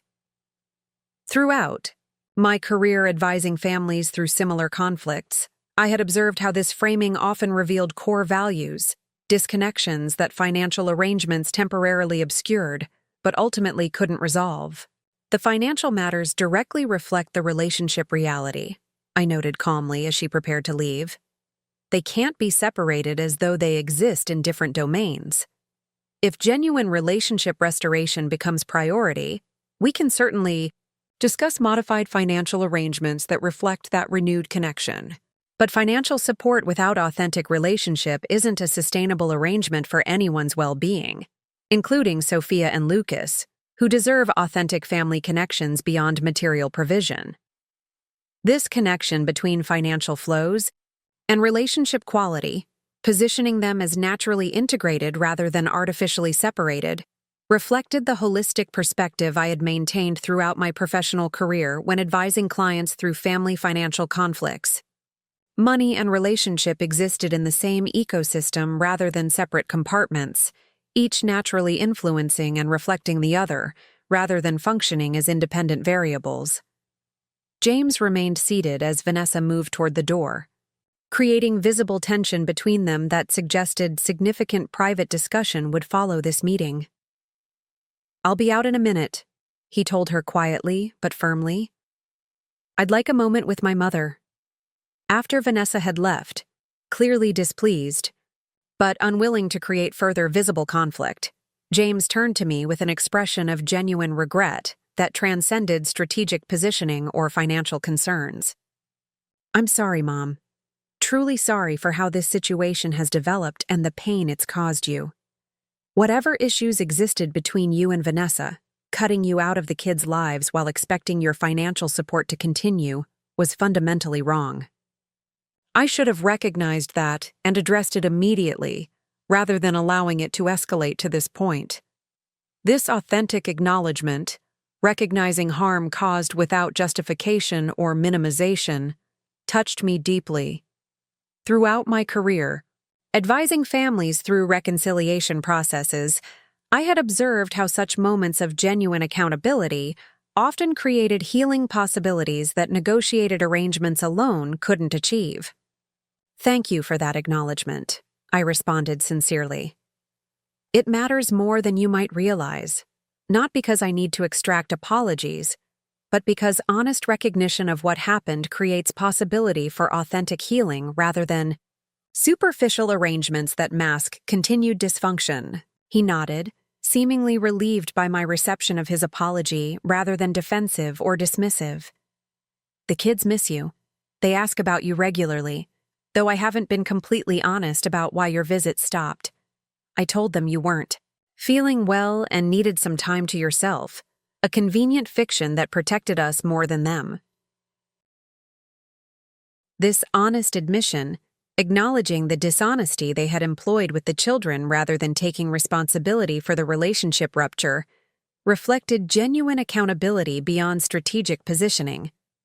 Throughout my professional career, I had observed how such transparency often represented essential turning points in family healing processes when financial conflicts had damaged authentic connection. "Children deserve age-appropriate truth," I suggested gently, drawing on both professional wisdom and grandmother's love. "They're perceptive enough to sense when significant relationship changes occur without explanation, which often creates more anxiety than honest communication would. Perhaps we could begin rebuilding by spending time together where they can see that I'm perfectly well and eager to be part of their lives again." James nodded thoughtfully, seemingly considering this approach with genuine openness rather than strategic calculation. Sophia's birthday is next weekend. She'd be thrilled if you were there. It would be a natural opportunity to reestablish connection without creating additional confusion or requiring elaborate explanations.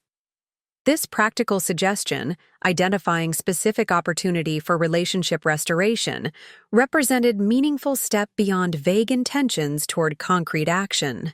Throughout my career advising families through reconciliation processes, I had observed how such specific plans often created momentum that general discussions couldn't generate.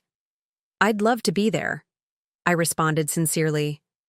"And I'd be happy to host a special birthday dinner for her here at my home the following weekend, something she might enjoy as extension of her celebration and opportunity for us to reconnect in meaningful way." We spent the next few minutes discussing practical arrangements for both the birthday party and subsequent dinner, the conversation flowing with natural ease that contrasted sharply with the tense financial negotiations that had preceded it.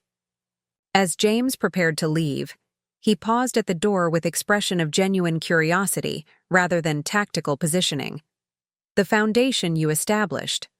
What exactly does it do?" Vanessa characterized it as giving away family resources to strangers. "But knowing you, there's undoubtedly more thoughtful purpose behind it." This question, reflecting interest in my values rather than merely financial impact on their plans, suggested potential for relationship healing beyond transactional considerations.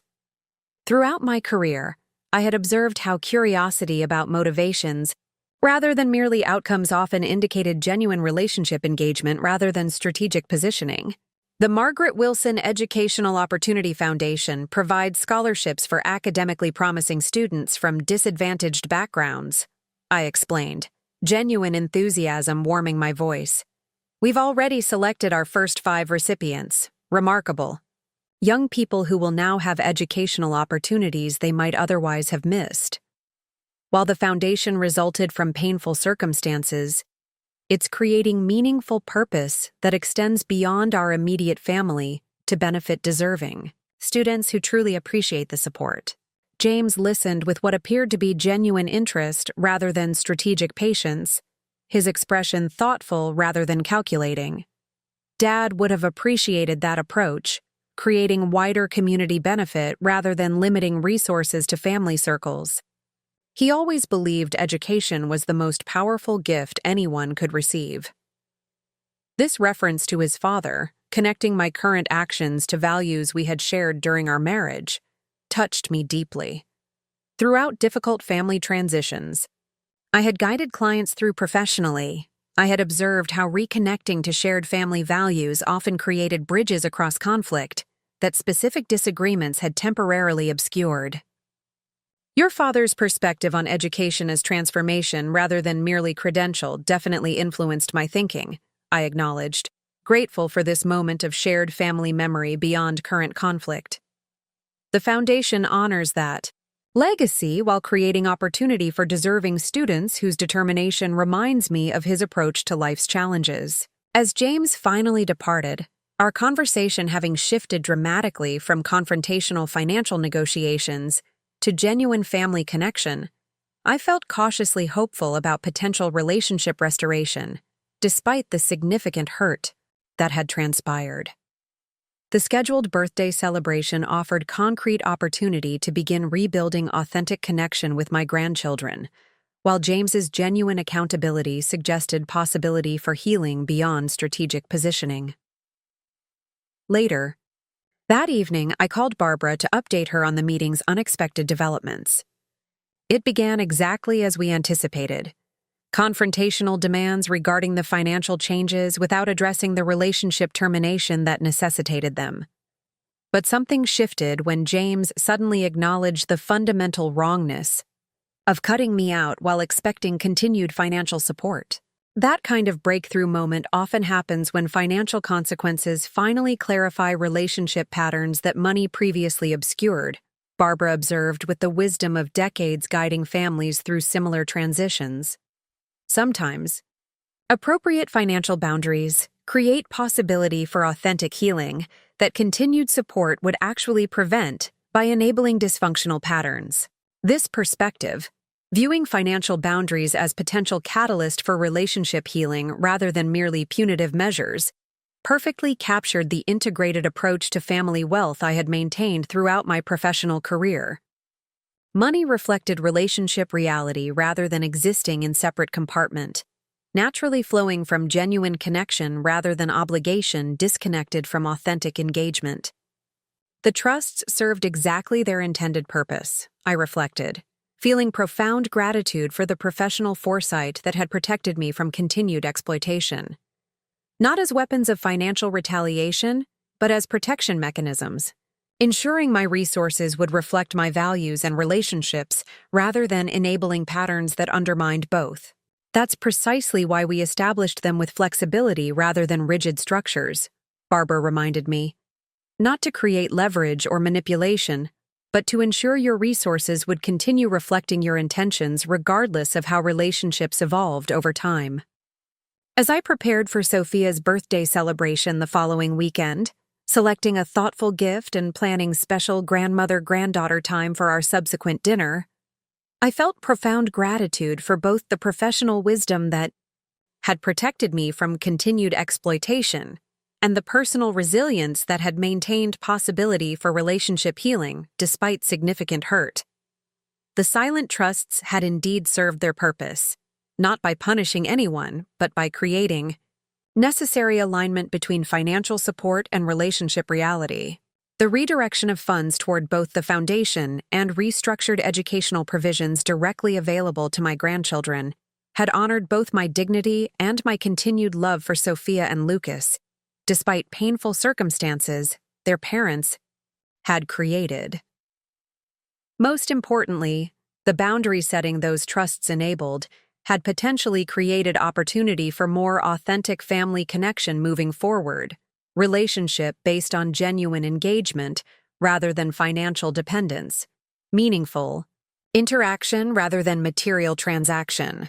While significant healing work remained ahead, the foundation had been established for potential restoration, built on honesty rather than exploitation, mutual respect rather than strategic positioning. Throughout my career, advising others through similar family financial conflicts, I had observed how appropriate boundaries often created possibility for authentic healing that continued enabling would actually prevent.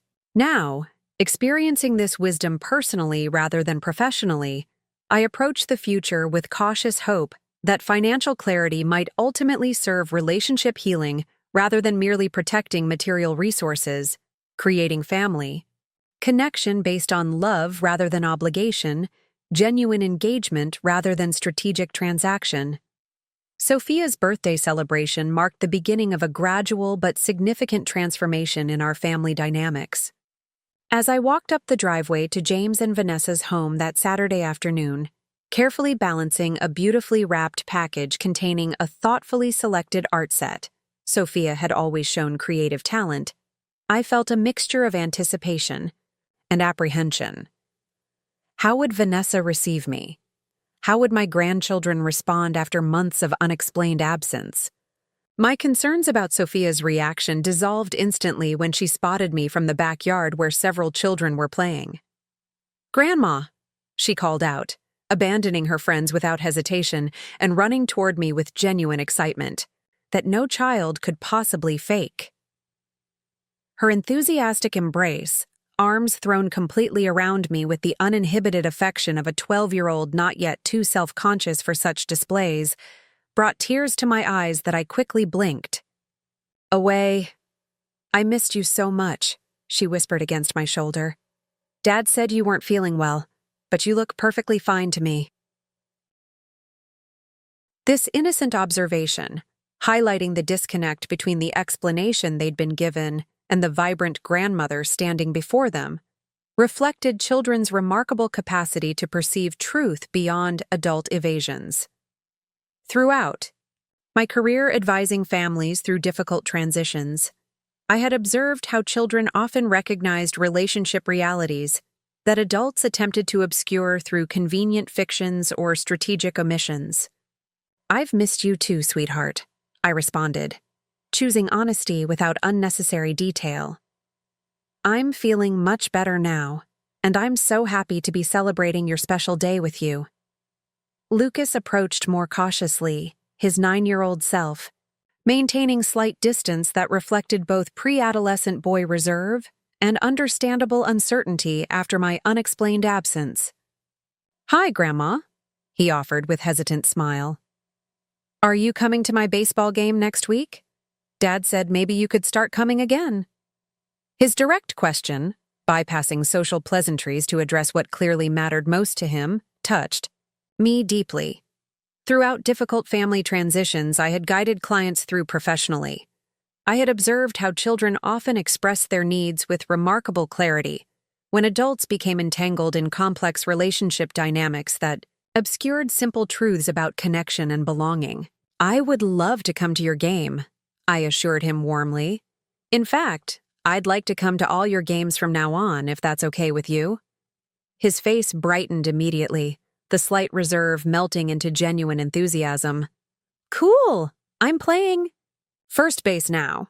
I'm pretty good at catching the throws from the infield." This immediate return to sharing what mattered in his life, without dwelling on past absence or requiring explanations, reflected children's remarkable capacity for authentic reconnection when adults created appropriate opportunity. Throughout my career, I had observed how children often navigated relationship restoration with natural grace that adults struggling with pride, resentment, or strategic positioning couldn't easily match. James approached as the children returned to their friends, his expression conveying genuine gratitude rather than the strained calculation that had characterized our previous interactions. "Thank you for coming, Mom. It means everything to them, and to me." Vanessa remained across the yard, ostensibly supervising the children's activities, but clearly maintaining deliberate distance that suggested continued internal conflict about my presence. Her carefully neutral expression revealed neither welcoming acceptance nor open hostility, but rather a studied detachment that acknowledged the new reality without embracing it. Throughout the afternoon, I focused primarily on reconnecting with my grandchildren rather than navigating adult tensions, participating enthusiastically in party games and listening attentively to detailed updates about school projects, sports achievements, and friendship dynamics. The children responded with remarkable openness, seemingly unburdened by whatever adult narratives might have accompanied my absence from their lives. When the time came for cake and presents, Sophia's reaction to my carefully selected art supplies, professional quality, materials rather than children's craft items, acknowledging her developing talent, revealed how well I still knew and understood her despite our separation. "These are amazing, Grandma!" she exclaimed, examining each item with appreciation that went beyond polite acknowledgement. "My art teacher uses these exact brushes and says they make all the difference for detailed work." "How did you know?"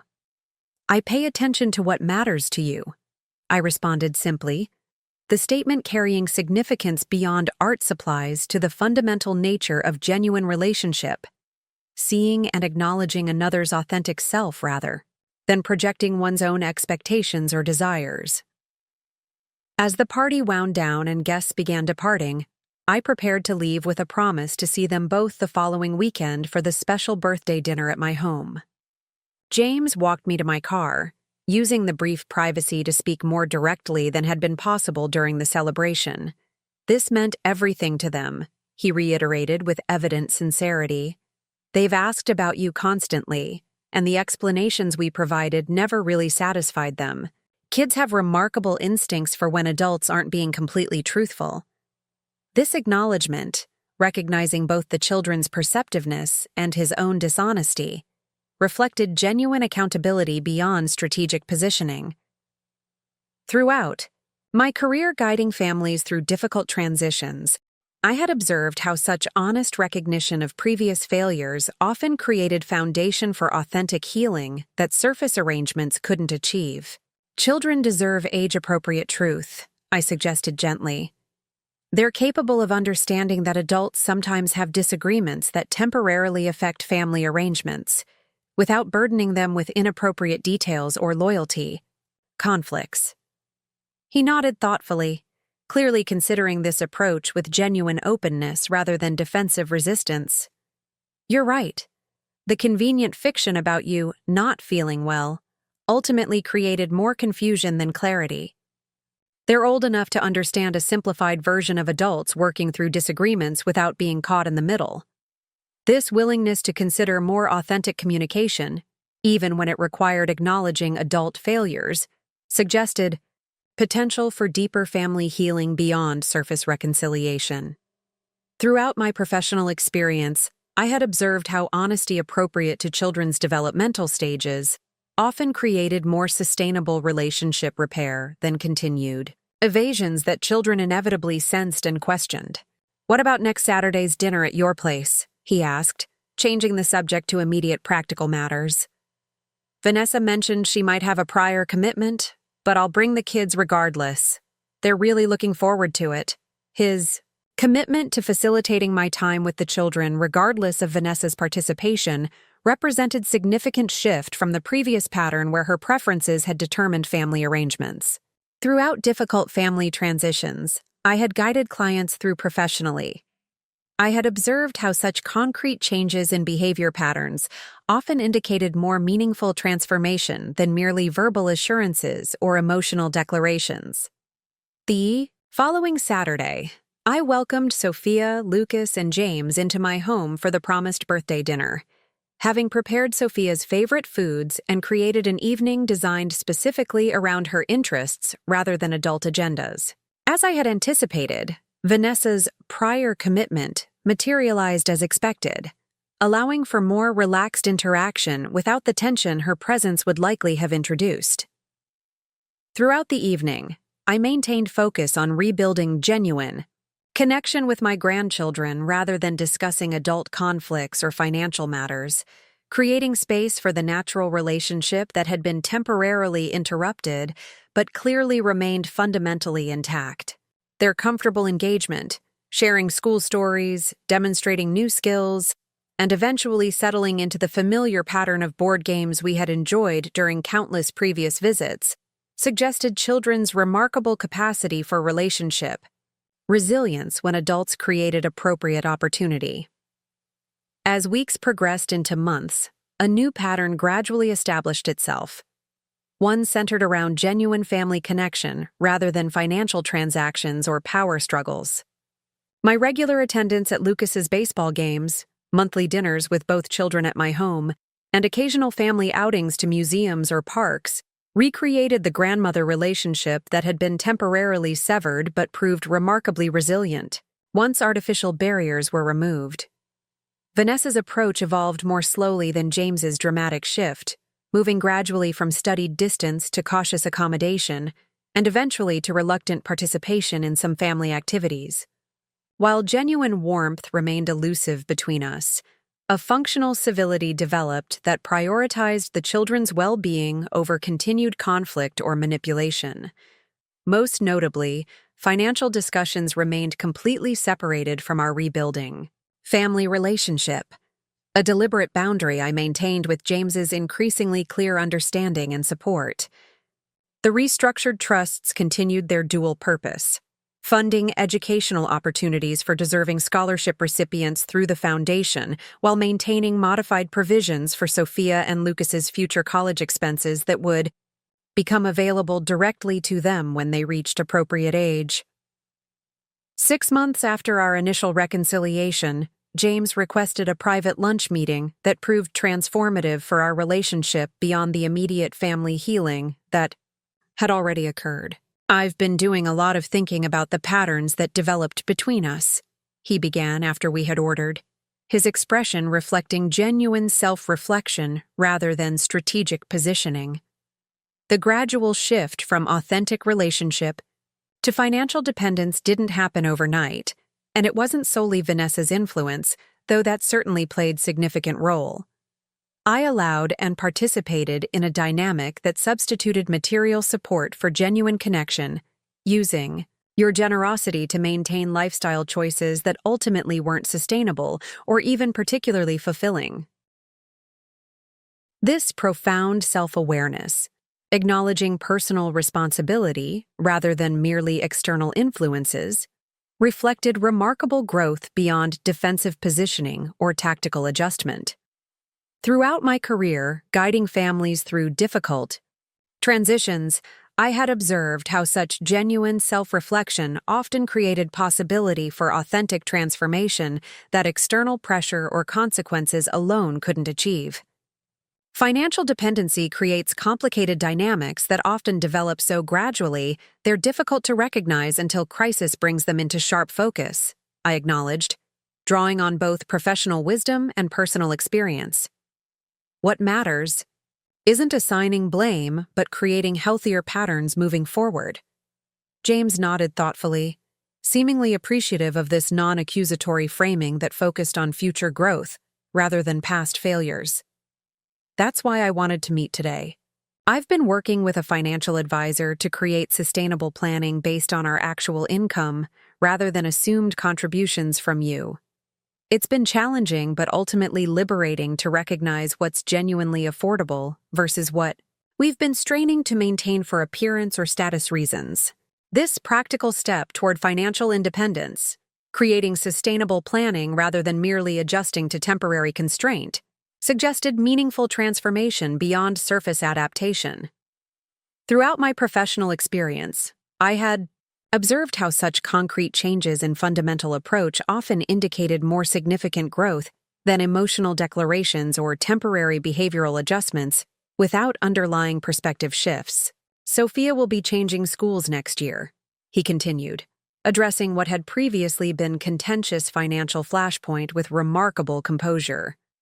The private school has been good in many ways, but there's an excellent public magnet program for arts and science that actually better suits her specific interests while eliminating the financial strain of tuition. Lucas will make similar transition the following year. These changes reflect better alignment with their actual needs and interests, rather than merely presumed prestige or competitive advantage.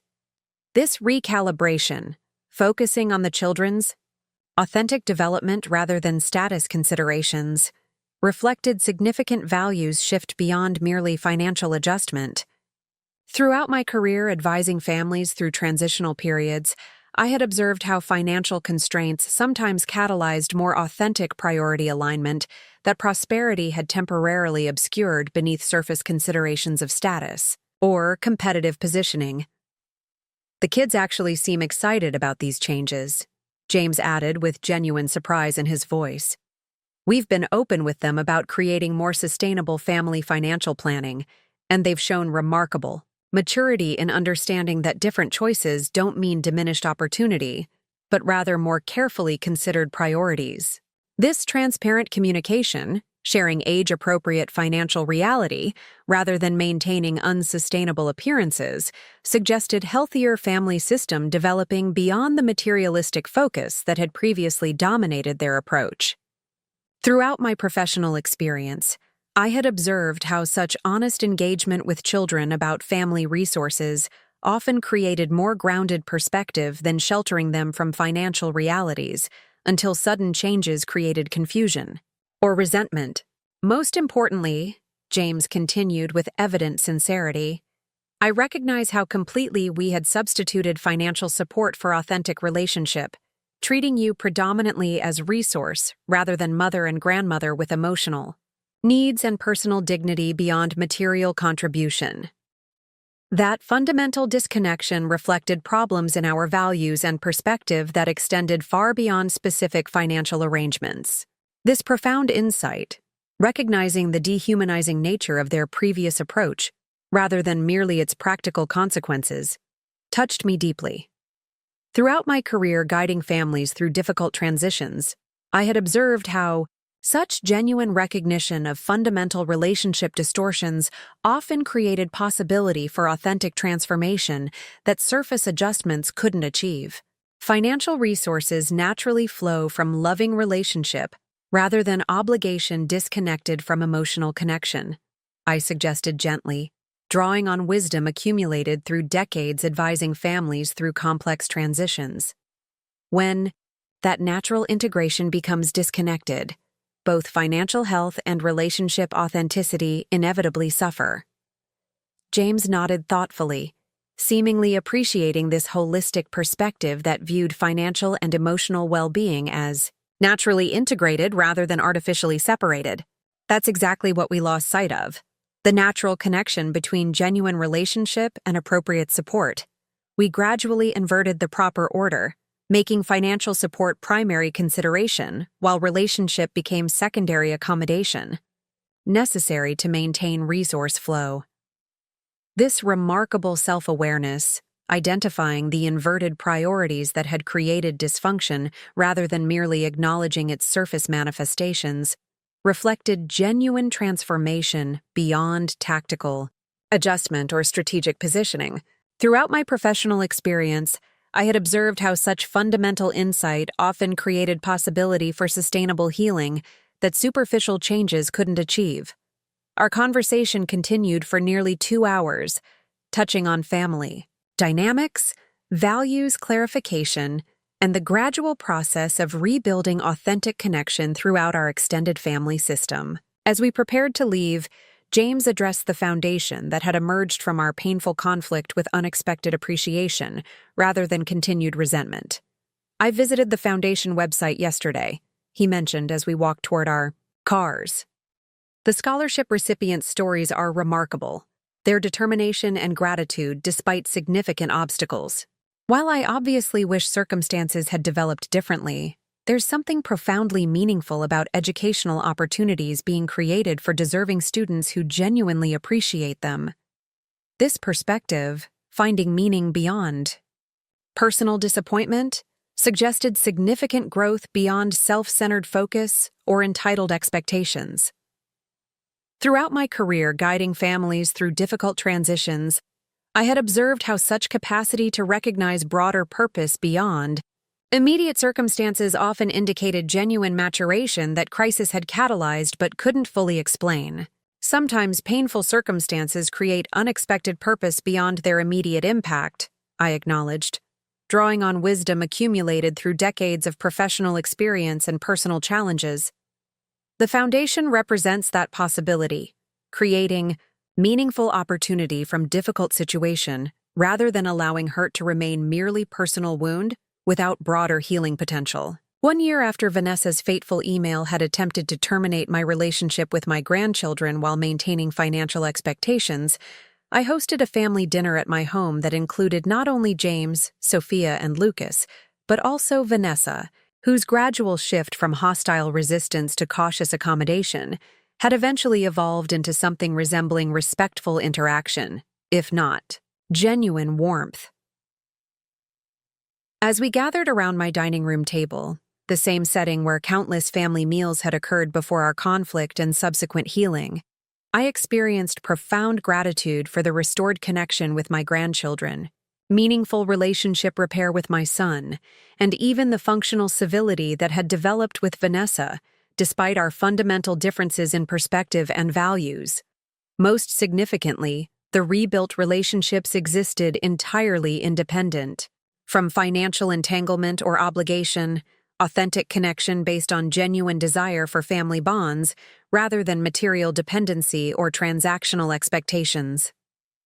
The restructured trusts continued their dual purpose, funding educational opportunities for deserving scholarship recipients through the foundation while maintaining modified provisions for Sophia and Lucas's future college expenses that would become available directly to them when they reached appropriate age.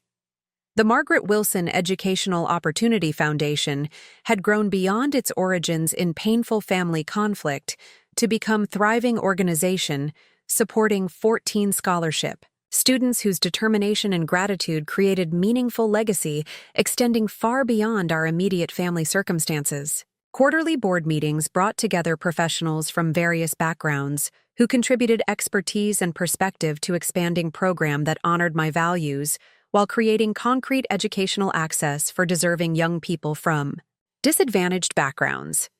During one such board meeting the previous month, A particularly poignant moment had occurred when the Foundation's first scholarship recipient, a brilliant young woman named Aliyah from a low-income neighborhood whose single mother worked 3 jobs to maintain basic stability, had been invited to share her experience with the board members. "This scholarship hasn't just provided financial support," she had explained with remarkable poise despite her youth. "It's created possibility beyond immediate circumstances, showing me that someone believed in my potential enough to invest in it, when nothing in my background suggested such opportunity would ever be available. That validation sometimes matters, even more than the practical support, though both have been life-changing."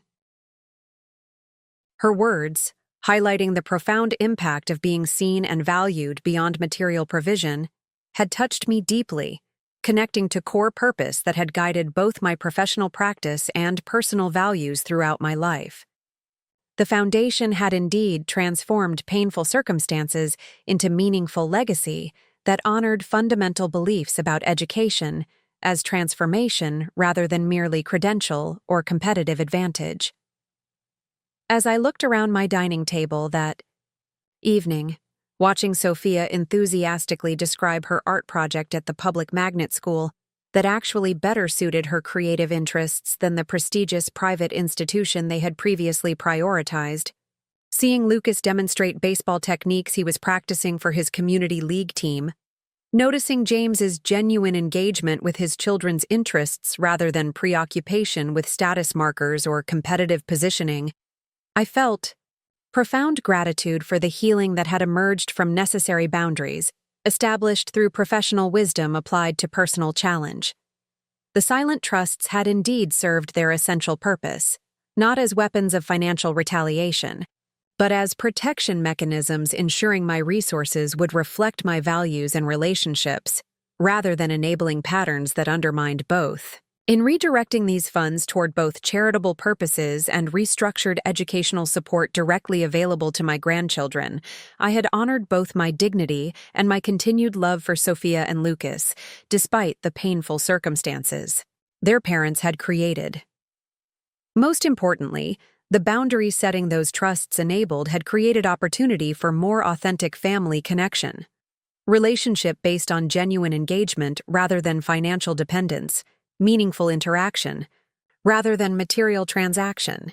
The financial clarity had ultimately served relationship healing rather than merely protecting material resources, creating family bonds based on love rather than obligation, authentic connection rather than strategic positioning.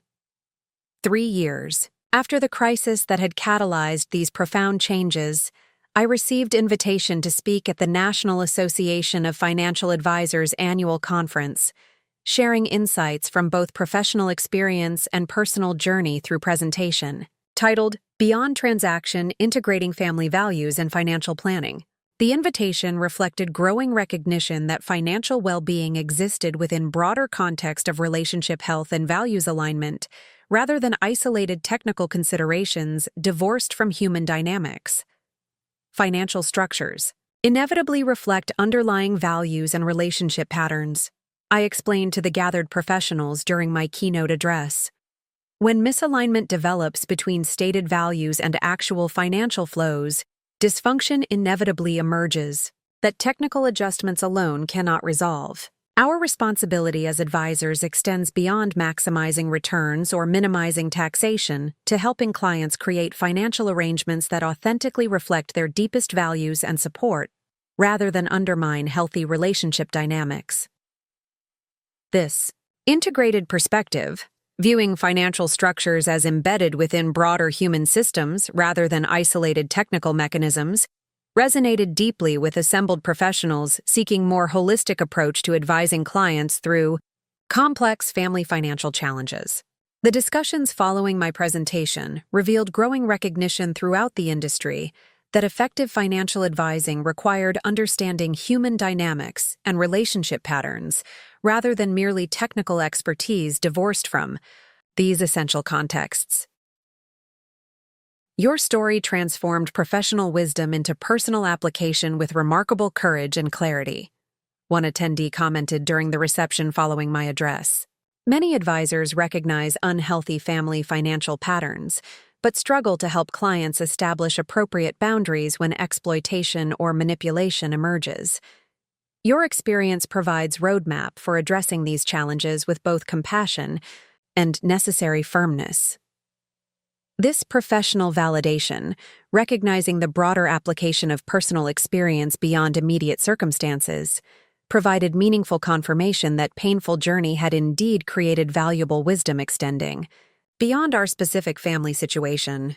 The integration of professional knowledge and personal challenge had produced insights that might help others navigate similar complex intersections of family relationships and financial expectations. As I reflect now on the extraordinary journey, from betrayal to healing that unfolded following Vanessa's fateful email, several essential truths emerge with remarkable clarity. First, financial structures inevitably reflect relationship realities rather than existing in separate compartments, naturally flowing from genuine connection rather than obligation, disconnected from authentic engagement. When misalignment develops between relationship quality and financial expectations, appropriate boundaries become necessary protection rather than punitive measures or manipulative leverage. Second, professional wisdom applied to personal challenge often creates possibility for healing that emotional reaction alone cannot achieve. The silent trusts established through professional foresight provided essential protection when relationship boundaries became necessary, creating appropriate alignment between financial support and relationship quality rather than enabling continued exploitation disguised as family obligation. Third, painful circumstances transformed through intentional purpose often create meaningful legacy beyond their immediate impact. The foundation established through redirected resources now provides educational opportunity for deserving students whose determination and gratitude creates purpose, extending far beyond our immediate family circumstances to broader community. Benefit that honors fundamental values regarding education as transformation. Most importantly, appropriate boundaries established through professional wisdom applied to personal challenge created possibility for authentic healing that continued. Enabling would have prevented.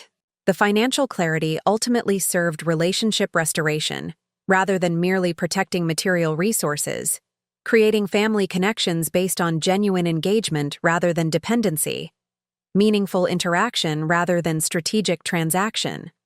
The silent trusts had indeed fulfilled their purpose, not as weapons of retaliation, but as protection mechanisms ensuring resources would reflect values and relationships rather than enabling patterns that undermined both. In redirecting these funds toward both charitable purposes and restructured educational support directly available to my grandchildren, I had honored both personal dignity and continued love for family, despite painful circumstances that temporarily threatened both. What began as painful betrayal transformed through professional wisdom and personal resilience into meaningful legacy, extending beyond immediate circumstances, creating educational opportunity for deserving students, establishing healthier family dynamics based on authentic connection rather than financial dependence, and developing integrated approach to relationship and resources that might help others navigate similar challenges with both compassion and necessary boundaries.